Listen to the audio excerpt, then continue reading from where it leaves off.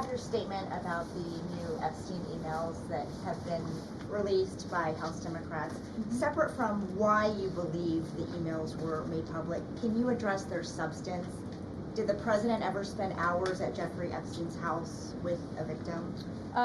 These emails prove absolutely nothing other than the fact that President Trump did nothing wrong. And what President Trump has always said is that he was from Palm Beach, and so was Jeffrey Epstein. Jeffrey Epstein was a member at Mar-a-Lago until President Trump kicked him out because Jeffrey Epstein was a pedophile and he was a creep.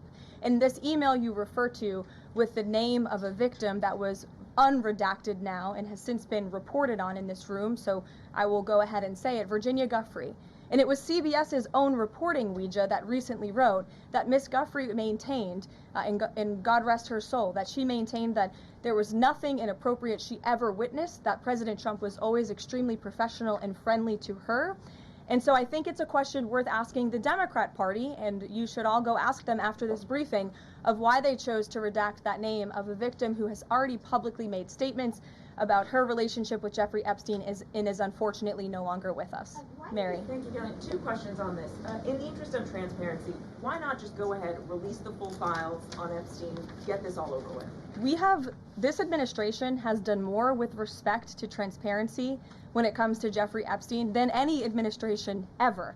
In fact, this administration, the Department of Justice, has turned over tens of thousands of documents to the American people.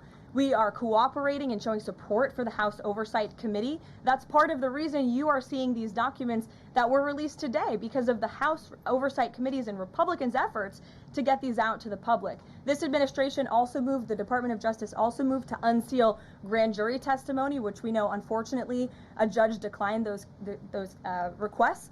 So this administration has done more than any, and it just shows how this is truly a manufactured hoax by the Democrat Party.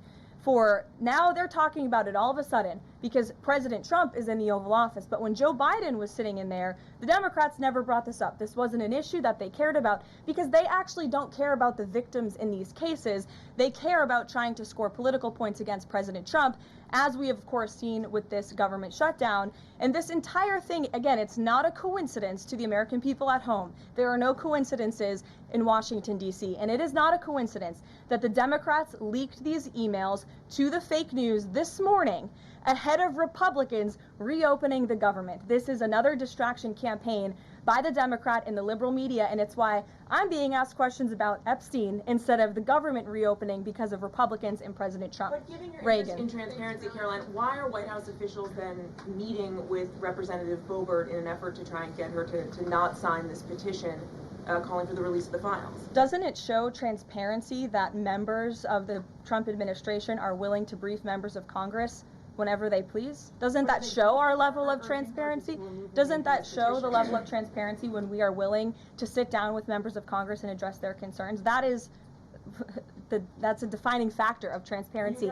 Having discussions with members of Congress about various issues, and I'm not going to detail conversations that took place in the Situation Room in the press briefing room.